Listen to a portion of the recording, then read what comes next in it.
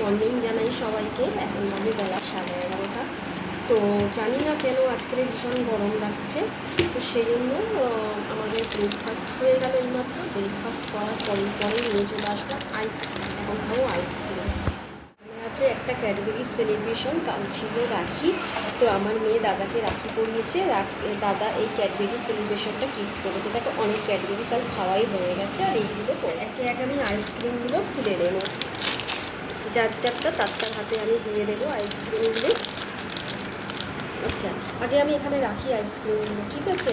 তারপরে যার যারটা তার হাতে আমি দিয়ে দেবো। আইসক্রিমগুলো দেখতে কি সুন্দর কালারফুল আইসক্রিম। আমার মনে হচ্ছে এইগুলো হচ্ছে কাঁচা ম্যাঙ্গো দিয়ে বানানো, যেহেতু গ্রিন গ্রিন লাগছে, আর এখানে হচ্ছে ম্যাঙ্গো ফ্লেভারের পাচ্ছি, সেই কারণেই বলছি মনে হচ্ছে এগুলো ম্যাঙ্গো ফ্লেভারের।